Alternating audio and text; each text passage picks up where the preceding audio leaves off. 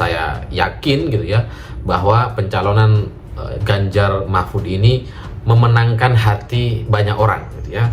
Orang yang nggak suka dengan Ganjar tapi suka dengan Pak Mahfud, orang yang nggak suka dengan PDIP tapi suka dengan Pak Mahfud gitu. Ada kelompok-kelompok orang yang seperti itu gitu. Ada juga yang orang memang siapapun cawapresnya tetap dukung Ganjar, ada yang kelompok seperti itu. Jadi efek Pak Mahfud ini nanti kita bisa uji lewat survei, lewat data-data gitu ya. Tapi saya prediksi itu akan membahagiakan dan memenangkan hati banyak orang. Jadi sekali lagi, kalau mau bicara soal rekam jejak, saya kira ya Pak Mahfud MD ini sudah tidak bisa diragukan lagi. Dan yang perlu dicatat lagi adalah dari semua jabatan yang pernah diemban, hampir semuanya itu sukses tanpa ada cacat sedikit pun. Nah, berbeda misalnya dengan capres sebelah itu yang pernah dipecat sebagai menteri. Begitu juga dengan Prabowo Subianto yang juga pernah dipecat dari satuan TNI. Jadi Pak Mahfud ini sosok yang lengkap. Dan orang juga tahu karakter, integritas, kemampuan akademiknya. Jadi ketika dia berdampingan dengan Ganjar Pranowo, orang kemudian tepuk tangan dan mengatakan ini pasangan ideal.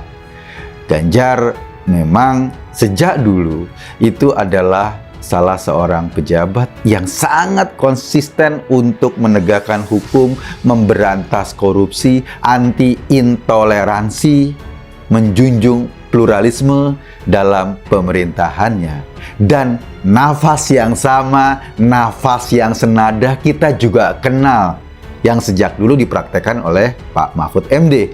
Mahfud MD jadi cawapres Ganjar Pranowo, Caimin siap-siap gigit jari ditinggal warga NU.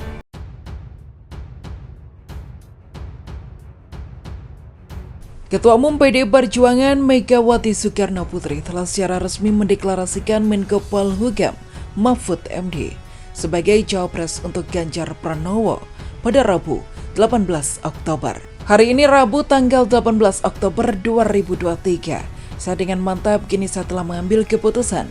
Kesemuanya saya tujukan sebesar-besarnya bagi kepentingan rakyat, bangsa, dan negara. Karena itulah dengan mengucapkan bismillah, maka calon wakil presiden yang dipilih oleh Partai Demokrasi Indonesia Perjuangan yang akan mendampingi Bapak Ganjar Pranowo adalah Bapak Profesor Dr. Mahfud MD, tutur Megawati. Hal ini tentu sesuai perkiraan banyak pihak, salah satunya Ketua Majelis Pertimbangan P3, Muhammad Rohmahur Muzi. Romi sendiri sejak awal meyakini Megawati akan memberikan kepercayaan tersebut kepada orang Nahdlatul Ulama. Saya kira sih hampir pasti Ganjar berpasangan dengan NU, gak jauh dari nama-nama yang beredar. Yang terakhir saya sudah mengatakan, sekarang ini nama tinggal 3, Ibu Khofifah, Pak Sandi, dan Pak Mahfud, ucap Romi. Namun yang kemudian disoroti Romi adalah pemilihan cawapres dari NU ini kemungkinan besar akan menggerus suara untuk Ketua Umum PKB, Muhaimin Iskandar, yang sudah berpasangan dengan Anies Baswedan. Padahal selama ini PKB dikenal identik sebagai partainya NU. Secara politik dia bisa mengklaim sepenuhnya ke-NU-annya, tetapi tidak kemudian orang NU semua milih Caimin.